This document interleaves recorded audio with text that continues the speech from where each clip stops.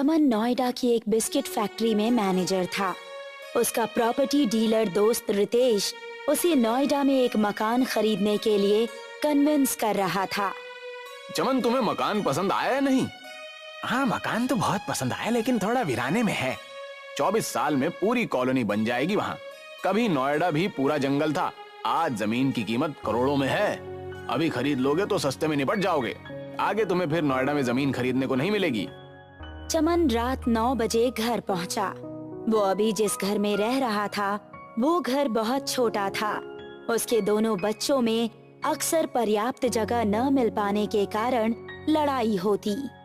तूने मेरे अलमारी को कूड़ेदान समझ रखा है क्या? तू उसमें अपना क्रिकेट बैट, खटारा, लैपटॉप और हेलमेट क्यों रखता है? अपने कचरे को मेरी अलमारी से बाहर फेंक, वरना मैं अपने कपड़े तेरे बेड से नहीं हटाऊंगी। क्या हुआ? तुम दोनों मेरे घर आते ही महाभारत क्यों शुरू कर देते हो? चमन की पत्नी रचना कहती है, इन दोनों का सामान अकबर के साम्राज्य की तरफ फैलता ही जा रहा है। इन्हें अलग अलग रूम चाहिए, वरना ये दोनों इस कमरे को कुरुक्षेत्र का मैदान बना देंगे। मैंने प्रताप नगर वाले मकान को फाइनल कर दिया है। उसमें 4 लोगों की फैमिली के लिए पर्याप्त जगह है। अगले सप्ताह हम वहीं शिफ्ट हो रहे हैं। पापा, सबसे बड़ा रूम मुझे चाहिए। तू छोटा है, इसलिए तुझे सबसे छोटा रूम मिलेगा। तेरा काम टॉयलेट में भी चल जाएगा, समझा? अरे तुम दोनों फिर शुरू हो गए। उस मकान के सारे कमरे बराबर हैं, इसलिए कोई झगड़ा नहीं। कुछ दिनों बाद चमन का परिवार नए मकान में पहुंचा। यहाँ तो घोर सन्नाटा है। ऐसा लग रहा है जैसे हम आम बस्ती से बिल्कुल कट गए हैं।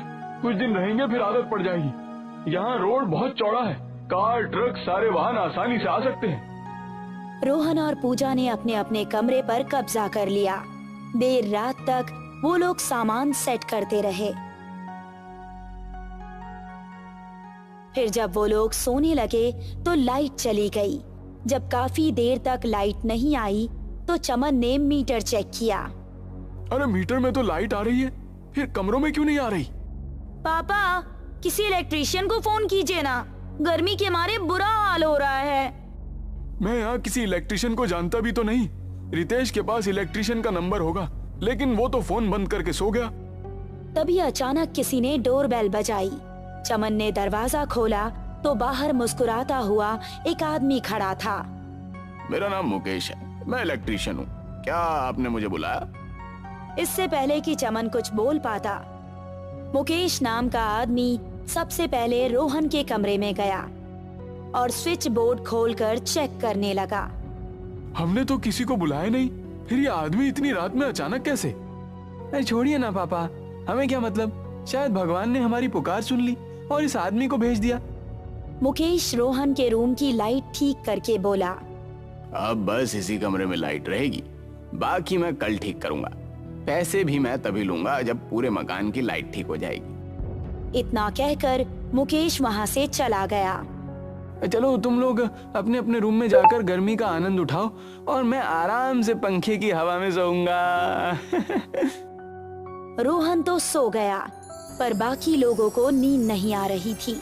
अचानक रोहन को अपने पेट पर भार महसूस हुआ तो उसकी आंख खुली।